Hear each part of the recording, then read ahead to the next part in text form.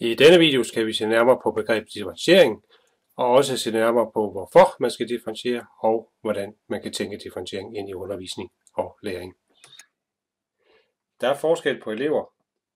Nogle elever har større viden og færdigheder om de områder, de skal arbejde med, og læreren vil derfor have behov for at differentiere undervisningen for at tilgodese de enkelte elevers forudsætninger. Eksempelvis, hvis man ser på billedet her, hvor at en lærer skal undervise i at mure en mur op. Og der er en masse ting, som ligger i sådan en opbygning af en mur. Der er skiftet mellem forskellige sten. Der er noget omkring mørtelens kvalitet, vinkler og lod. Der er noget med sikkerhedsforhold ved murarbejdet. Der er noget med, hvordan muren passer ind i det øvrige byggeri. Og så er det selv arbejdsprocessen med at bygge muren op. Og der vil eleverne jo have forskellige forudsætninger for at kunne bygge sådan en mur op. Og der skal man jo som underviser sikre sig, at eleverne kan lære ud fra det udgangspunkt, som de nu har. Så hvis vi ser på formålet med differentiering, så er formålet, at eleverne, uanset deres forudsætninger, motiveres for at lære og udvikle deres kompetencer bedst muligt.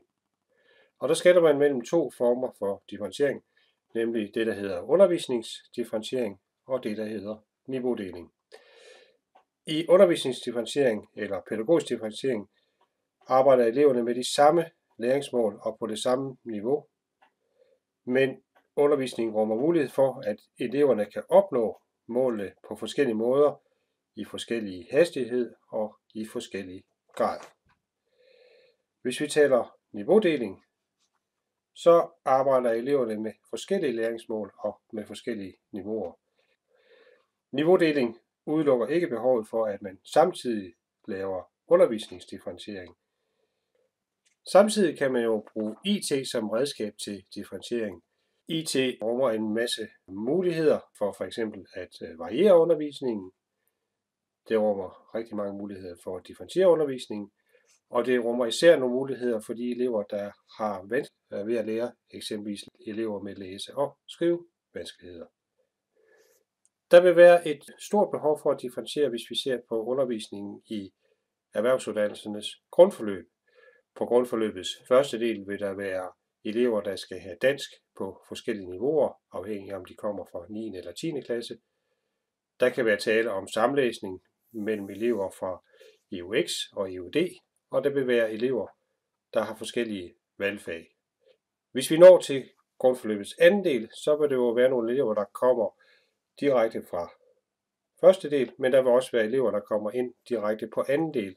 Der vil være elever, der er voksne, der vil være elever, der er under 25, og de her elever skal jo samlæses på en eller anden måde, medmindre skolen rent organisatorisk kan dele dem op i forskellige niveauer. Og på grundforløbets anden del vil der jo være den samme diskussion omkring samlæsning mellem elever på EUD og EUX, forskellige valgfag osv. Hvis vi ser på differentiering på hovedforløbet, så vil der også være et behov for differentiering her. Der vil være nogle elever, der kommer ind og skal have talentspor, det vil sige, at de skal have 25% af fagene på et højere niveau. Der vil være nogle voksne, der kommer ind fra EUV1 og EUV2, som skal have 10% kortere skoleundervisning. Der kan være tale om samlæsning med EUX-elever. Der vil være nogle elever, der skal have fagene på høje niveauer. Og der vil være elever, der har en eller anden form for godskrivning i forhold til det, de kan i forvejen, og måske skal have afkortet skoleundervisning. Hvis man ser lidt mere overordnet på differentieringsbegrebet, så kan man sige, at læreren kan differentiere på forskellige måder. Læreren kan differentiere på indhold, altså i forhold til de materialer, man bruger i undervisningen, de læremidler, man bruger i undervisningen. Men læreren kan også differentiere på processen. Processen kan være mere eller mindre lærerstyret, og den kan være mere eller mindre styret af en eller anden form for stof, eller en eller anden form for problem eller case i undervisningen. Og læreren kan også differentiere i forhold til de produkter, som eleverne skal aflevere og arbejde med, sværhedsgraden, kompleksiteten i de produkter, som eleven skal arbejde med. Og det kan læreren gøre i forhold til elevernes parathed, altså deres fysiske eller mentale parathed og motivation, i forhold til de interesser, eleverne måtte have i undervisningen, og i forhold til læringsstile, altså om eleverne primært er meget auditive, er meget visuelle, er meget taktile eller er meget kinæstetiske. Hvis vi ser på differentiering af undervisningens indhold, så kan man som lærer differentiere omfanget, altså hvor meget skal eleven arbejde med, hvor meget stof skal eleven arbejde med, og hvor svært skal det her stof være inden for det emne, som man er i gang med. Man kan også differentiere i bredden, altså elever kan repetere områder, der for dem forekommer særlig vanskelige. Man kan repetere i dybden, så eleverne arbejder med stof af forskellige sværhedsgrad inden for det samme hovedområde.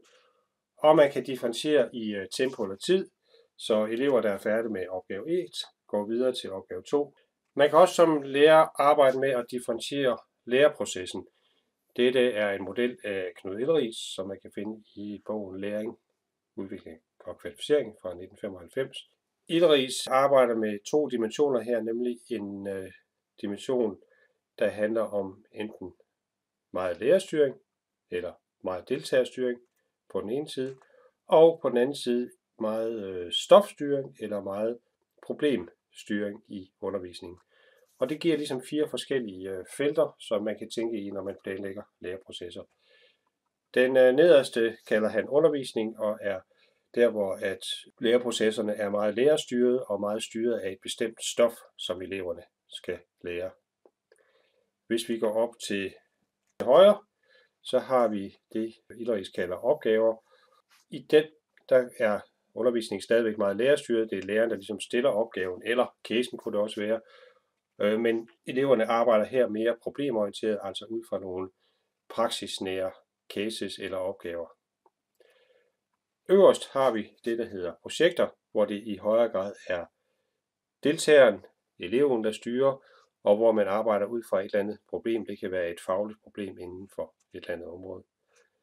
Og så ude til venstre har vi det, der hedder studier, eller man kunne nærmest sige stelstudier, hvor det i højere grad er deltageren, der tilegner sig en eller anden form for stof, som deltageren arbejder med mere selvstændigt. En anden måde at tænke differentiering på, er at tænke differentiering i forhold til refleksion, altså elevernes refleksion over det, de har arbejdet med. Og her deler Vibe Aarkrog refleksionen op i 3 kategorier, nemlig refleksion over produkt, refleksion over proces og refleksion over præmis. Det, der er lettest for mange elever at reflektere over, det er produkter, fysiske produkter eller serviceydelser. Det kan være en medigrafiker-elev, der reflekterer over en opsætning af en avis, eller en tjenerelev, der reflekterer over en borddækning. Hvis vi taler refleksion over proces, så kan det være en anlægsgartner-elev, der reflekterer over processen i at lave en fliselægning. Altså hvad er det for en arbejdsproces, der er i det. Det kan være en detailhandel-elev, der reflekterer over processen i en kundeekspedition. Refleksion over præmis er ofte det vanskeligste for eleverne at forholde sig til. Det er nemlig refleksioner over grundlæggende værdier, over holdninger, og det som Aarkrog kalder kritisk refleksion. Det kan være en tømrerelev, der reflekterer over brugen af sort arbejde i branchen. Eller det kan være en kokkeelev, der reflekterer over anvendelsen af råvarer, der måske kunne være for gamle, og på den måde reflekterer over balancen mellem virksomhedens økonomi og kundens fødevaresikkerhed. Læreren kan differentiere ud fra læringsstile. En af de kendte måder at tænke læringsstil på, det er jo den, som Rita og Ken Dunn har udviklet, hvor man taler om de visuelle elever, de auditive elever, de taktile elever og de kinæstetiske elever. Så hvis vi samler op med den her model fra Carol Ann Tomlinson, så kan man sige, at differentiering både kan foregå i forhold til indholdet, i forhold til læreprocessen, i forhold til de produkter, som eleverne arbejder med, og at man som lærer kan differentiere i forhold til elevernes parathed, motivation, i forhold til deres interesser, og i forhold til deres eventuelle læringsstile eller intelligenser. Du har i denne video lært noget om, hvorfor man skal differentiere undervisning, og også noget om, hvordan man kan tænke differentiering ind i undervisning og læring.